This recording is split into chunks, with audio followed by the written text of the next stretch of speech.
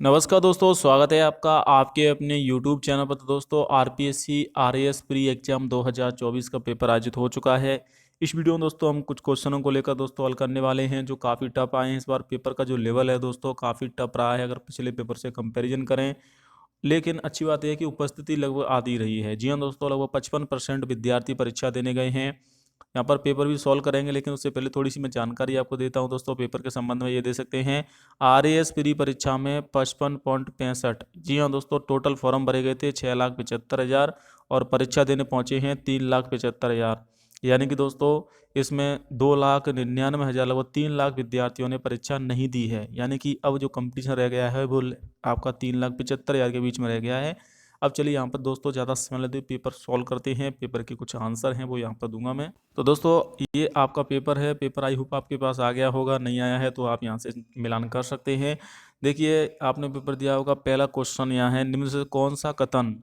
जी हाँ दोस्तों, पहला क्वेश्चन है, निम्न से कौन सा कथन सक्रिय इलेक्ट्रॉनिक स्कैन एड रडार ऐसा के लिए सही नहीं है। तो इसमें से कौन सा रडार सही नहीं है। यह कई लक्ष्यों को ट्रैक करने में सक्षम नहीं है। ये दोस्तों इसका रॉन्ग आंसर है। सत्य कथन पूछना है इसमें कि सही नहीं है।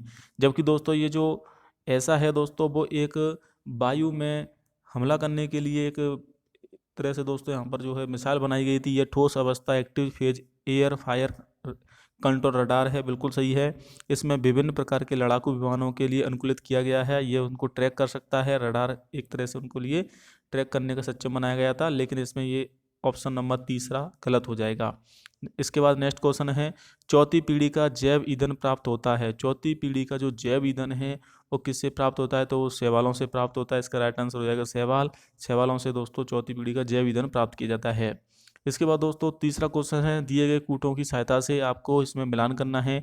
तो देखिए, यात्रा अधिगम एआई का एक उपसमूह है, बिल्कुल सही है। पर्यवेक्षित अधिगम में चिन्हित निवेशी डेटा के बिना कंप्यूटर सिस्टम की प्रशिक्षित किया जाता है। इसके अलावा है, मशीन जांच और भूल के माध्यम से सीखती है और उसे प्रबलन अधिगम के दौरान प्रतिफल मिलता है। देखिए, मशीन कभी भी जांच और भूल नहीं करती है।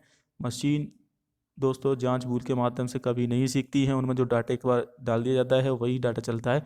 तो ए और बी दोनों सही हैं दोस्तों। ऑप्शन नंबर इसमें हो जाएगा तीसरा।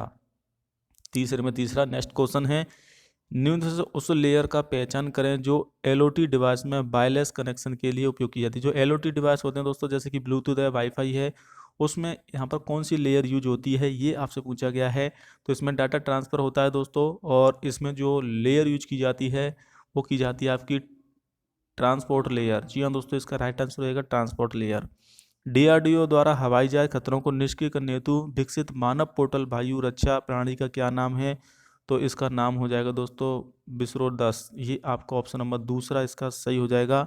विसरो दास के नाम से ये दोस्त बनाया गया है और ये इसका राइट आंसर है। इसके अलावा दोस्तों नेक्स्ट क्वेश्चन है, निम्न में कौन सा मानव देह उत्तक में पाए जाने वाला सूक्ष्म खनिज है। सूक्ष्म खनिज इसमें से जो मानव देह सरल उत्तकों में पाया जाता है तो आयोडीन पाया जाता है। राइट आंसर छठवां हो जाएगा। नेक्स्ट क्वेश्चन है दोस्तों, विशिष्ट रोग वाहक जनित रोग रोगाणु के प्रकार के गलत समुच्चय का चयन करना है। तो देखिए, इसमें एनाफिलीज मच्छर के द्वारा आपका मलेरिया होता है, बिल्कुल सही है। एडीज मादा एडीज के द्वारा डेंगू होता है, विषाणु जनित रोग है, सही है। एडीज चिकनगुनिया जीवाणु, और क्यूलेक्स मच्छर के द्वारा लिप्टेंटिक फाइलेसिस परजीवी। तो इसका जो राइट आंसर हो जाएगा दोस्तों वो आपका यहाँ पर तीसरा हो जाएगा, क्यूलेक्स। मतलब कि जो चौथा क्यूलेक्स लिम्पेटिस फाइलोसिस परजीवी, ये इसका इसमें से समुच्चय गलत है, बाकी सब सही हैं। क्यूलेक्स मच्छर जोड़ों के लिए दोस्तों यहाँ पर इसका रोग होता है। नेक्स्ट क्वेश्चन है, केंद्रीय प्रदूषण नियंत्रक बोर्ड के अनुसार आईएनडी AQI 101 से 200 के मध्य जो AQI है वो कौन सी है। अच्छी है, बिल्कुल नहीं। अच्छी 50 से नीचे होती है दोस्तों। संतोषजनक है, बिल्कुल नहीं। घटिया है, घटिया आपकी 150 से ऊपर होती है दोस्तों। लेकिन 101 से 200 के बीच पूछा गया है तो इसमें मध्यम इसको माना जाएगा। तो राइट आंसर हो जाएगा आपका मध्यम। निम्न से कौन सा गलत आपका कथन चयन करना है, गलत कथन है। तो इसमें नेक्स्ट चौथा हो जाएगा दोस्तों 11वीं 9वीं में, कि आपका अल नीनो के दौरान तट से दूर पादप प्लवक कम होते हैं। नेक्स्ट क्वेश्चन है दोस्तों, ICSR टी मुंबई द्वारा विकसित भारत का पहला नैनो सेलुलर संबंधित है। जो पहला नैनो सेलुलोस दोस्तों यहाँ पर संयंत्र बनाया गया था, वो हरियाणा में है। उसका संबंध है दोस्तों आपका जूट से। इसका राइट आंसर रहेगा जूट। नेक्स्ट क्वेश्चन है, क्वारीशोकर जो कुपोषण का एक प्रकार है, इनमें से किसकी कमी से होता है? तो कुपोषण भी आपका 3 से 4 प्रकार का होता है, जिसमें से क्वारीकोर जो कुपोषण है वो आपका प्रोटीन की कमी से होता है।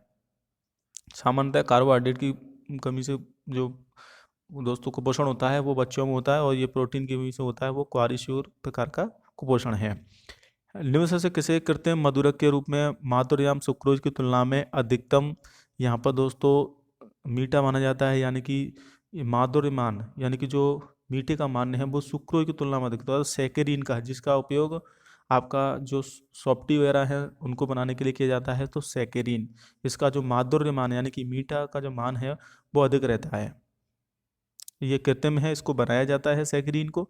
नेक्स्ट क्वेश्चन है दोस्तों आपका 13वां क्वेश्चन है, कॉलम फर्स्ट को कॉलम सेकंड से मिलान करना है कि कौन से कहाँ पर है। देखिए चौथे में आपका पहला हो जाएगा बरसी में, क्या है दोस्तों आपका इसमें आपका चौथा हो जाएगा दोस्तों 13वें में डी, यानी कि बरसी आपका आम के लिए है। बरसी जयपुर में आम का जो उत्कृष्टता केंद्र है दोस्तों। इसके बाद सागर भुजका में सीताफल का है। देववाड़ावास में अनार का है दोस्तों। खेमरी में आपका जो है वो अमरूद का है। खजूर का है वो जोधपुर में है दोस्तों, तो जोधपुर इसमें ऑप्शन नहीं है, तो जोधपुर नहीं होगा, तो ये इसका मिलान हो जाएगा राइट चौथा। संयुक्त राष्ट्र द्वारा दिए गए 17 वैश्विक लक्ष्यों में से कौन सा सतत विकास लक्ष्य एसडीजी विशेष रूप से स्थलीय जीव लाइफ ऑफ लैंड पर केंद्रित है? लाइफ ऑफ लैंड केंद्र के लिए पारिस्थितिक तंत्र की सुरक्षा प्रस्ताव सतत उपयोग का बढ़ावा देता है, तो एसडीजी इसमें आपका दोस्तों हो जाएगा 15, माफ कीजिएगा एसडी 16 नहीं, वो 15 इसका राइट आंसर है। इसके बाद IUCN जो रेड लिस्ट डाटा जारी करता है दोस्तों, संकट प्रजातियां होती हैं दोस्तों जो आपकी IUCN के द्वारा जारी किया जाता है, रेड डाटा बुक जिसे कहा जाता है, उसको एक और क्या नाम है? तो जीवन का थर्मामीटर। नेक्स्ट क्वेश्चन है, राजस्थान वानिकी एवं जैव विविधता परियोजना फेज सेकंड के संदर्भ में गलत कथन का आपको चयन करना है। तो इसमें गलत कथन आपको बताना है दोस्तों 16वें में। तो इस परियोजना में अभेदा एवं माचिया जैविक पार्क विकसित किए जाएंगे, बिल्कुल इसमें सही है। इस परियोजना में जल संरक्षण को भी सम्मिलित किया गया है। इसे जापानी अंतर्राष्ट्रीय सहयोग एजेंसी JICN द्वारा सहायता प्राप्त की गई है, सही है। इसमें 18 जिले में 8 वन्यजीव अभ्यारण्य सम्मिलित किए गए हैं, बिल्कुल सही है। लेकिन जल संरक्षण के से कोई भी इसमें संबंधित नहीं है, ये जैव विविधता परियोजना से संबंधित है, ये आपको जीवों से संबंधित है। निम्न से राजस्थान का कौन सा हरित प्रौद्योगिकी के माध्यम से शून्य अपशिष्ट मॉडल बन रहा है? शून्य अपशिष्ट मॉडल वो है आपका आंधी। यह दोस्तों इसका राइट आंसर रहेगा आंधी गांव, और 17वें का राइट आंसर। मार्च 2023 में जन्मी भारत की प्रथम क्लोनित गाय गंगा किस नस्ल की थी? वो गिर नस्ल की थी दोस्तों, चौथा हो जाएगा इसका। निम्न से दिए गए कथन का आपको मिलान करना है दोस्तों, सही विकल्प छांटना है, इसमें से कौन सा गलत है कौन सा सही है। मिट्टी में पोषक तत्वों की पूर्ति क्रम है, यह आवश्यक है कि प्रत्येक दूसरी ऋतु में अलग प्रकार की फसलों को उगाना चाहिए, बिल्कुल सही है। इससे पोषक तत्वों की कमी पूरी होती है, और उस फसल उसी खेत में कभी भी दूसरी बार नहीं उगाई जा सकती, ऐसा बिल्कुल नहीं है। यदि लगातार ऋतु में फसल अलग अलग प्रकार की फसल उगाई जाती है, तो मिट्टी में किसी भी प्रकार की अतिरिक्त पोषक तत्व जैसे खाद मिलाने की बिल्कुल भी आवश्यकता नहीं, बिल्कुल सही है। तो इसका राइट आंसर हो जाएगा कथन फर्स्ट जो है दोस्तों वो सेकंड, केवल अवधारणा सेकंड अंतर्निहित है, तो चौथा ही इसका राइट आंसर हो जाएगा, बाकी सभी गलत हैं। इसमें भी आपको वही करना है दोस्तों। कुछ चिन्ह आकृतियां हैं, सभी चिन्ह ग्राफिक हैं, कोई भी ग्राफिक चित्र नहीं है। तो इसमें देखिए कुछ चिन्ह आकृतियां हैं बिल्कुल, तो इसका जो राइट आंसर कुछ ग्राफिक आकृतियां हैं और कुछ चिन्ह चित्र हैं, तो इसमें आपका जो हो जाएगा दोस्त सेकंड हो जाएगा, केवल इसका सेकंड अनुसरण करता है। इसके बाद दोस्तों 21वां क्वेश्चन है, ये आपके आपके कुछ रीजनिंग से संबंधित हैं। इसके बाद हम यहाँ पर और भी क्वेश्चन हैं जो देख लेते हैं यहाँ पर दोस्तों। इसके ये आपके मैथ के रीजनिंग क्या जाते हैं, तो ये बताना है आपको बैन आरेख किस चीज़ को यहाँ पर दोस्तों प्रदर्शित करता है इस बैन आरेख के द्वारा? आयकर, बिक्री कर, सेवा कर, पुस्तकालय, पुस्तक, फर्नीचर, शिक्षक, माँ, चिकित्सक। देखिए माँ शिक्षक भी हो सकती है, चिकित्सक भी हो सकती है, तो तीसरा इसका राइट आंसर हो जाएगा, तीनों मिले हुए हैं। क्योंकि देखिए ब्रह्मांड, ग्रह और तारे, ग्रह ब्रह्मांड पूरा हो जाता है, इसके इसका ऐसे बनता है इसका, और तारों इस प्रकार से बनता है दोस्तों, तो ये इसका गलत हो जाएगा। इसके बाद नेक्स्ट क्वेश्चन आपका यहाँ पर देख लेते हैं दोस्तों। ये कुछ रीजनिंग के क्वेश्चन, इसमें थोड़ा समय लगेगा, तो मैं जल्दी से दोस्तों यहाँ पर और बाकी के क्वेश्चन यहाँ पर हल कर लेते हैं। तो आ जाते हैं क्वेश्चन नंबर 41 पर। राजस्थान एम एम एमएमएमई नीति 2024 में से किस दिनांक तक लागू रहेगी? तो ये लागू रहेगी आपकी 31 मार्च 2028 तक। 41 में का तीसरा हो जाएगा। राजस्थान विधानसभा उपचुनाव 2024 के लिए में से कौन सा कथन सही नहीं है? सबसे उपचुनाव में न्यूनतम मतदान प्रतिशत दौसा रहा, बिल्कुल सही है। और होम वोटिंग के जरिए 31-27 मतदाताओं की पता, जी बिल्कुल सही है। इसका जो कथन सही नहीं पूछा है वो पूछा है, तो ये इसमें राइट आंसर हो जाएगा दूसरा। गुरु घासीदास तमोर पिंगला टाइगर रिजर्व के लिए एक सही कथन क्या है? यह 1829 वर्ग किलोमीटर में फैला हुआ है। ये आपका 2200 के आसपास है, तो ये गलत हो जाएगा। ये देश का तीसरा सबसे बड़ा टाइगर रिजर्व है। यह मध्य प्रदेश में स्थित है, बिल्कुल नहीं, ये छत्तीसगढ़ में है। पहले मध्य प्रदेश में था, अब छत्तीसगढ़ में है।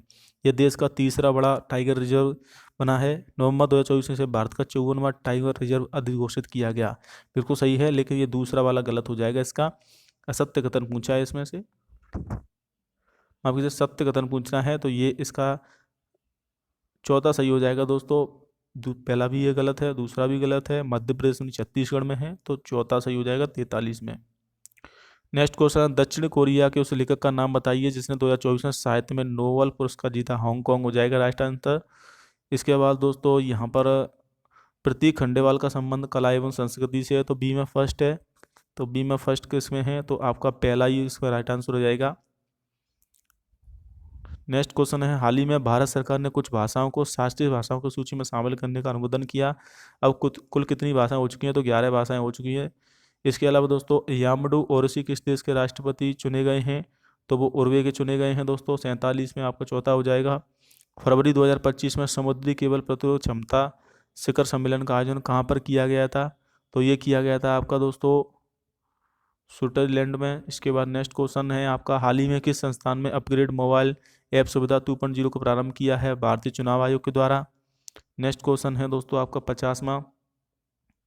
ये भी आपको इसमें लद्दाख में उद्घाटित की गई एशिया की सबसे बड़ी विश्व की सबसे ऊंची चेरंगो विद्युतशाला में संबंधित निम्न से कथनों में से विचार करना है। तो दोस्तों इसमें आपका तीनों सही है।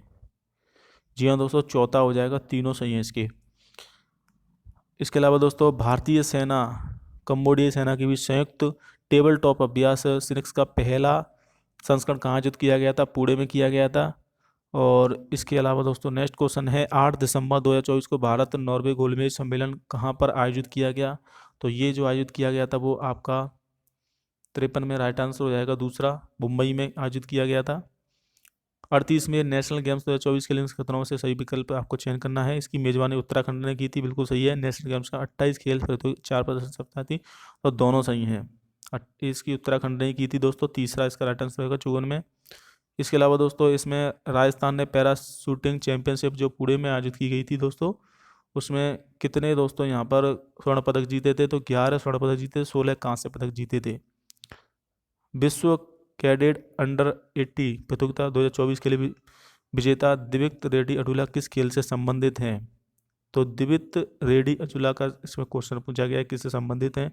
तो ये आपकी हैं जिम्नास्टिक से संबंधित। 56 में होगा। इसके अलावा लास्ट क्वेश्चन है, खेलो इंडिया यूथ 2025 की मेजबानी बिहार करेगा। इसके अलावा दोस्तों 58वां क्वेश्चन है, ISF अंतर्राष्ट्रीय शूटिंग खेल संघ विश्व कप निशानेबाजी भारत ने कितने पदक जीते थे? तो अभी जो अंतर्राष्ट्रीय शूटिंग हुआ था दोस्तों, उसमें भारत ने 5 पदक जीते थे, जिसमें अवनी लेखना ने 2 पदक जीते थे शूटिंग में। इसके अलावा राज जैसी छंद में इसका 59 में का राइट आंसर रहेगा हुमायूं। और बाकी सभी दोस्तों क्वेश्चन मैं जल्दी आपके लिए हल करूंगा। ये इतने क्वेश्चन थे। अब दोस्तों एक चीज़ और मैं आपको बताना चाहूँगा कि जो अभी पेपर हुआ है दोस्तों, उसकी आंसर की आज ही आएगी। तो दोस्तों आपको टेंशन नहीं लेनी है, अगर आपका पूरा यहाँ पर मिलान नहीं हुआ है तो शाम तक आपकी आंसर की आ जाएगी। एक्सपर्ट आयोग की आंसर की कल दोपहर पहुँच गए हैं।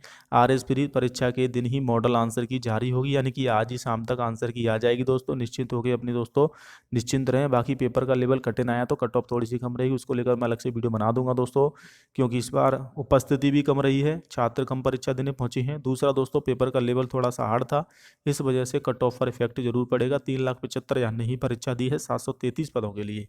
जय हिंद, वंदे मातरम।